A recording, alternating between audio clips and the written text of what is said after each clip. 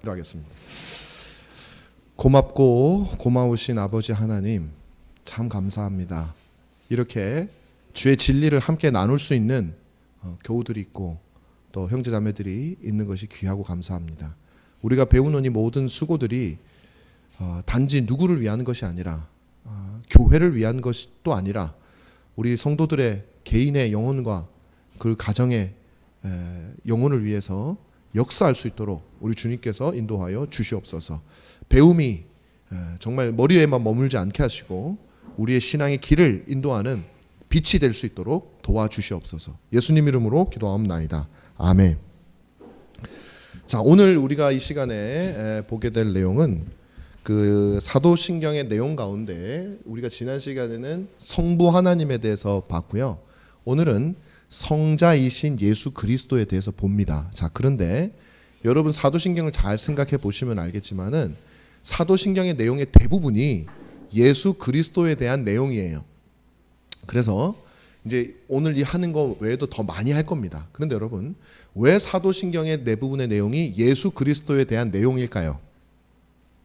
그만큼 예수 그리스도가 우리가 하나님을 알고 진리를 알고 세상을 알고 하는 일에 있어서 성자이신 예수 그리스도를 아는 것이 결정적인 역할을 하기 때문에 그런 거예요. 그래서 우리가 기독교라고 한다 그랬잖아요. 그죠? 성부교, 하나님교 이렇게 하지 않고 기독교라고 하는 것은 성부, 성자, 성령이 삼위 하나님이 일체인데 그 중에 그 삼위 하나님을 아는 가장 확실하고 가장 정확하고 가장 손쉽고 그 통로가 뭐냐면 예수 그리스도를 통해서 아는 것이기 때문에 예수님에 대한 내용들이 가장 많이 차지하고 있는 것이에요. 그래서 우리가 기독교라고 부르는 겁니다. 그래서 여러분들이 우리가 하나님에 대해 성부에 대해서도 알아봤지만 예수 그리스도에 대해서 우리가 알아볼 때 좀 더 여러분들이 우리 믿음의 내용을 제가 설명을 드리는 거거든요. 사도신경을 제가 왜 하냐면 우리가 믿는 것이 무엇인지를 다시 한 번 더 우리가 분명하게 인식하기 위해서 사도신경을 하고 있다는 사실을 여러분 기억하시길 바랍니다. 자, 그 아들 우리 주 예수 그리스도라고 하는 요 내용을 다뤄보겠습니다. 우리가 네 가지로 나눌 텐데요. 예수에 대해서 알아볼 것이고 그리스도에 대해서 알아볼 것이고 그 다음에 그의 외아들에 대해서 알아볼 것이고 그 다음에 우리 주라는 말에 대해서 알아볼 것입니다. 자, 예수라고 하는 말부터 보면 왜 예수라고 하냐면 우리말로 하면은 그 외아들, 그의 외아들이 먼저 나오죠. 우리 주 나오고 예수 그리스도 이렇게 나오는데 원문에 보면 순서가 이렇게 돼 있어요. 그래서 이왕이면은 처음 이것을 썼던 사람들이 했던 말대로 하는 것이 더 좋겠다. 그 이유가 있을 거 아니에요? 그래서 우리가 그 순서대로 합니다. 원문에 보면 뭐부터 나오냐면 예수 그리스도를 믿습니다. 이렇게 나와요. 예수 그리스도를. 자, 예수라는 게 뭐냐? 여러분, 예수라는 말은요, 이게 헬라어잖아요. 그리스어잖아요. 근데 이 말이 원래 헬라 사람들이 만든 게 아니라 원래 구약 히브리 말을 쓰던 사람들이 하던 단어를 가지고 온 거예요. 그 사람들이 뭐라고 했었냐면 여러분 구약에 보면은 그 구원하는 사람 할 때마다 나오는 그 있어요. 그 홍해에서 했던 사람이 누구죠? 지도자가 누구였죠? 첫 번째 지도자가 모세 출애굽. 그 다음 지도자가 누구예요? 여호수아죠. 여호수아. 이 여호수아의 그 히브리 말인데 이것을 헬라 말로 바꿔 놓으면 예수가 돼요. 예수. 구원한다는, 구원하시는 분이라는 뜻이에요. 구원자라는 뜻이. 구원하시는 하나님 뭐 이런 뜻이에요. 그러니까 예수 많잖아요.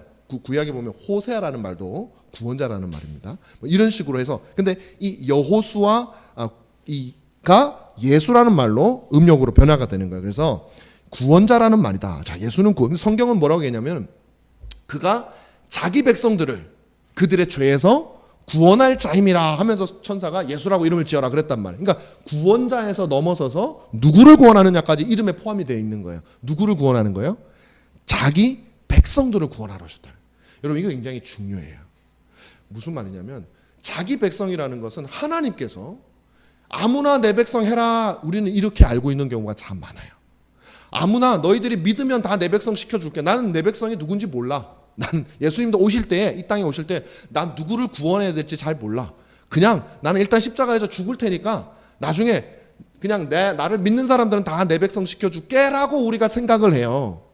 그런데 사실은 그렇지가 않습니다. 예수님 뭐라 그랬어요? 하나님이 내게 주신 양이 아니면 그 양은 못 온다 그랬단 말이에요. 나는 내 양을 안다 모른다? 내 양을 안다라고 주님이 말씀하셨어요.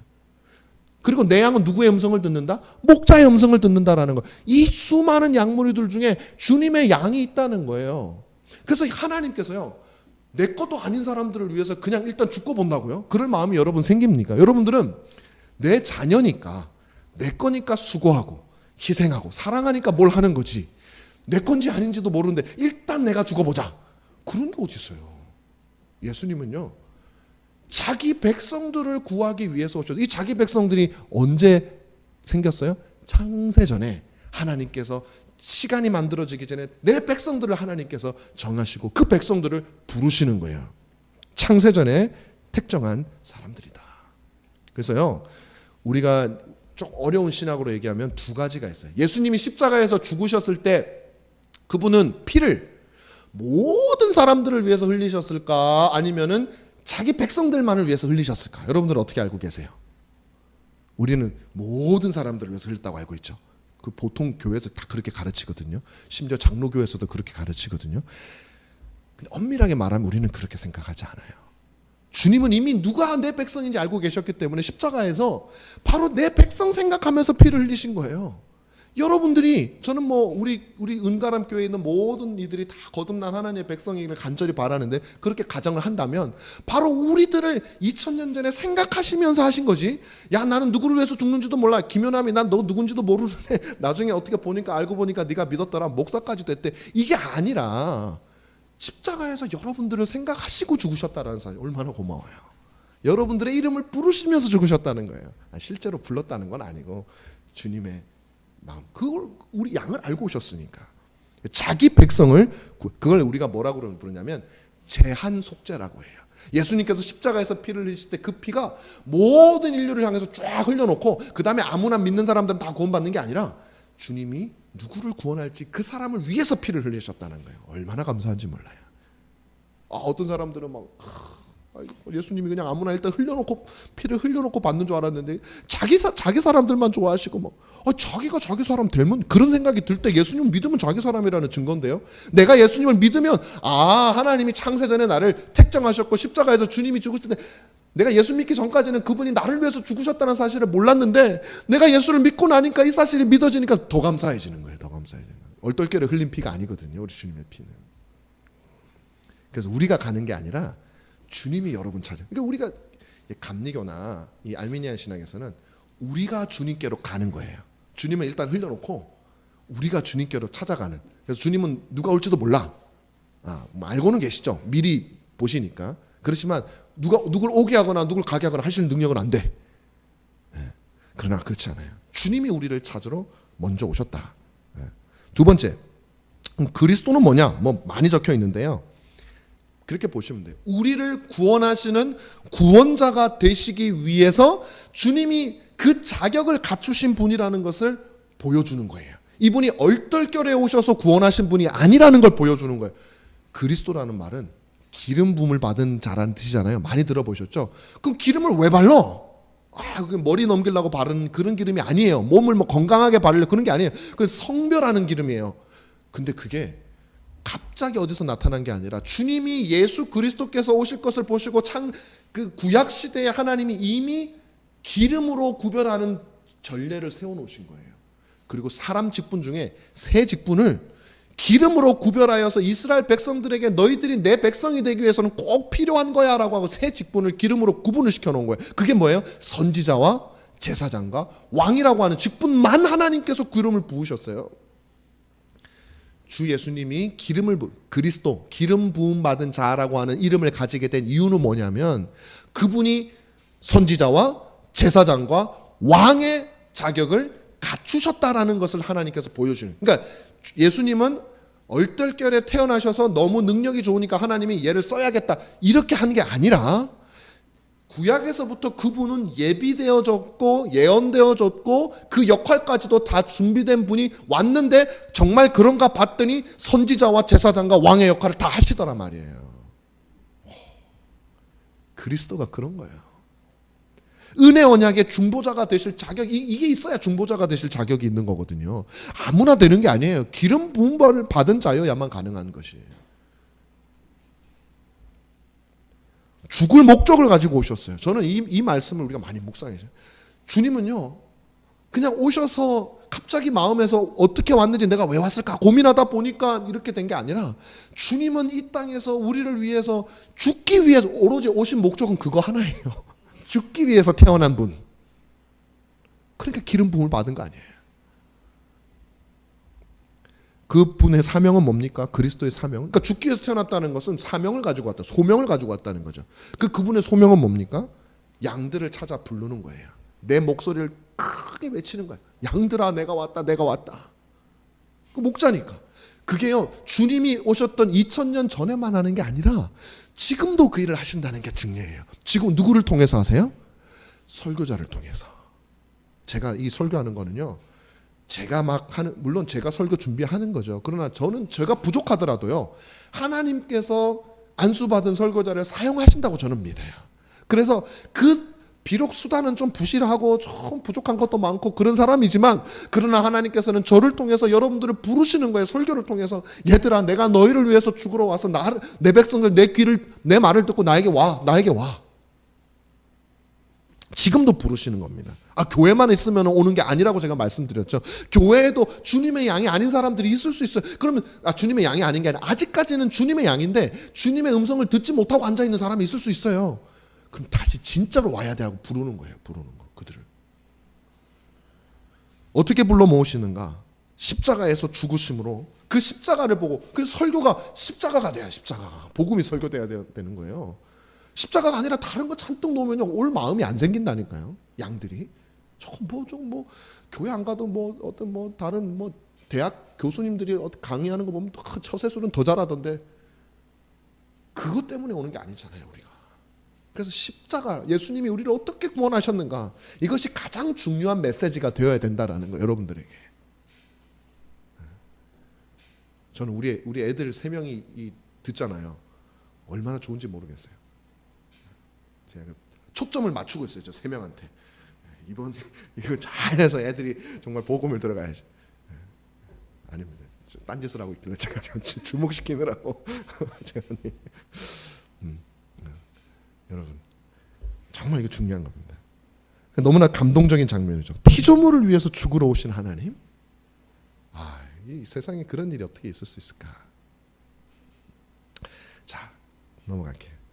자, 그다음에 그 외아들, 예수 그리스도를 믿습니다. 그런데 그분은 그의 외아들입니다. 이렇게 얘기하거든요. 자, 그 외아들, 그럼 그는 누군가? 성부 하나님이죠. 그래서 성자이신 그리스도와 성부이신 하나님은요, 성부는 성자에게 아버지고 성자는 성부에게 아들이에요. 자, 하나님은 우리에게 아버지죠. 근데 성부 성자의 아버지하고 좀 달라요, 여러분. 하나님이 우리에게 아버지는 성자까지도 포함한 거예요. 삼위일체 하나님은 우리 아버지예요. 왜냐하면 그분이 우리를 만드셨기 때문에. 그래서 우리 아버지인 거예요. 근데 성부 성자는 달라요, 이 관계가.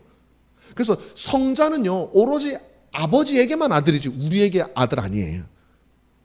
자, 근데 여기서 중요한 건 뭐냐면, 왜 예수님이 그분의 외아들이냐, 이게 중요해요. 나도 아들인데, 여러분, 우리 하나님의 자녀잖아요. 아들이고, 여러분 여자분들은 딸이고. 그런데 왜 예수님만 외아들이냐, 이 말이에요. 그 이유는 뭐냐면은, 그분은 우리와는 전혀 다른 방식의 아들이시기 때문인 거죠. 어떻게 다르냐? 우리는요, 입양됐어요. 입양. 원래는 하나님의 자식이 아니었는데, 왜냐하면 우리가 원래 하나님이 우리 사람을 만들었잖아요. 내 자녀였어요. 만들었으니까. 근데 우리가 누구한테 팔렸냐고? 죄와 마귀에게 팔렸단 말이에요. 죄를 범하면서. 그 졸개 노릇하고 사니까. 하나님 멀리하고 사니까. 근데 하나님 우리를 다시 호적에다 넣어 입양시킨 아들이에요. 근데 예수님은 달라요. 어떻게 아들이냐면 진짜 아들이에요. 그래서 태어나다, 비가튼이라는 영어를 써요.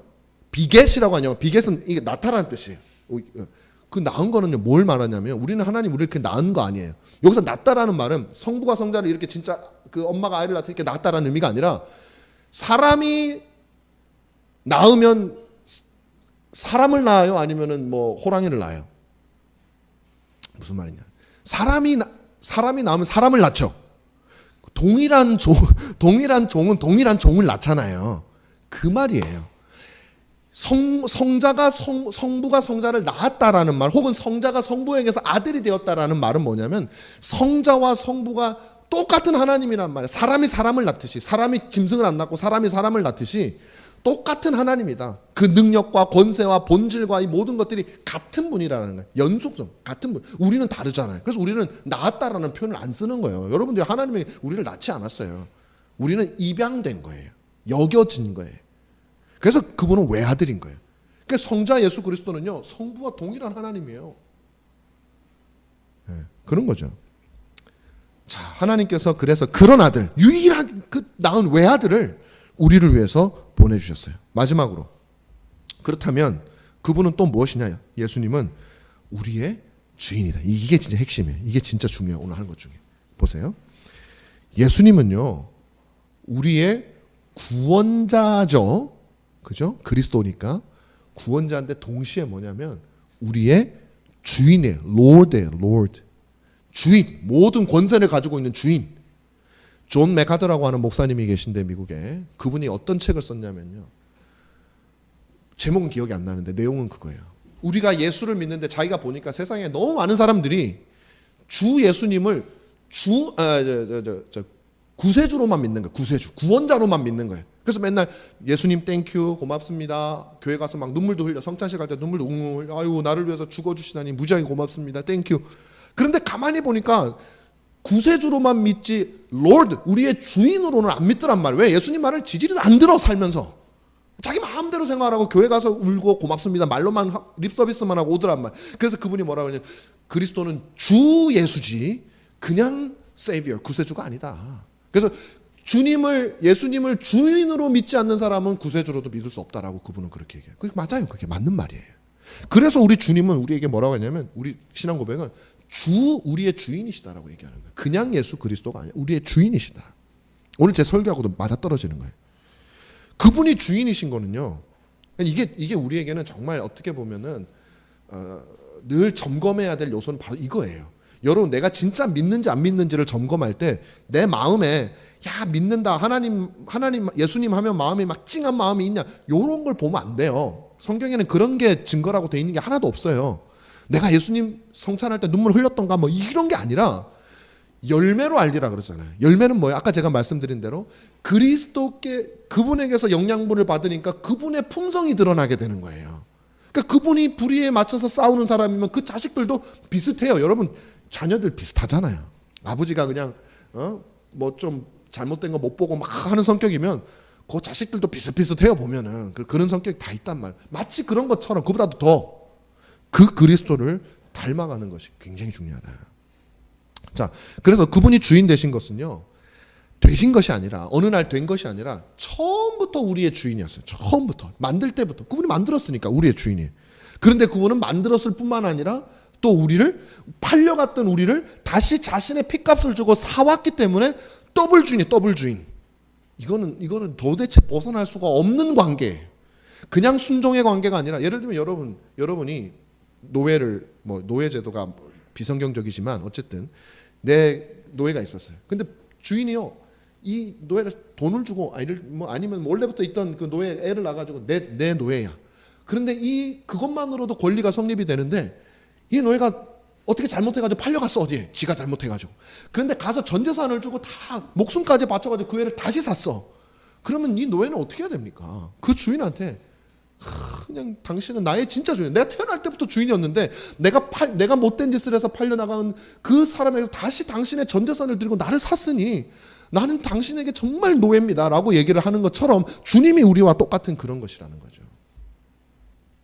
그래서 제가 이거 예전에 설교 때 한번 그 예화를 들었던 적이 있는데 실제로 이거 실제 있었던 일이에요. 미국에서 루지애나에서 영국에 갔었던 그 부자가요. 금광 사업자가 미국의 캘리포니아에서 돈을 많이 번 거야. 그래서 영국에 가려고 다시 동부로 이렇게 가는데 루지애나주를 들렀어요. 들렀더니 거기서 이제 노예 판매를 하고 있는 옥션 경매를 하고 있는 거예요. 근데 어떤 이쁜 여자 노예가 올라와 있으니까 이 사람이 이제 구경을 했는데 어떤 사람이 못되게 생기고 그냥 그런 백인이 저 노예를 사면 내가 못된 짓을 해야지 막 그런 얘기를 하고 있는 게 들리는 거예요.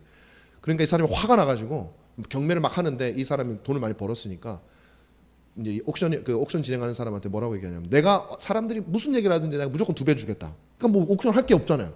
경매할 필요가 없잖아요. 낙찰됐습니다. 정말 돈 있습니까? 돈 딱 보여주는 거예요. 낙찰됐어요. 그래서 옆에 있는 사무실로 갔어요. 사무실에 가가지고 뭘 쓰는데 혹시 여자 노예는 똑같은 사람이라고 생각을 했죠. 저것들이 뭐 백인들이 하는 짓이 똑같이 뭐 그러고서 그냥 기분이 안 좋죠. 그러고 있는데 저기서 막 그 담당자하고 이 사람이 막 싸움을 하는 거예요. 뭐 실강이라 하고. 그래서 여자가 또 저 사람 더 성격이 더 나쁜 사람인가 보다 이제 그러고 있는 거예요.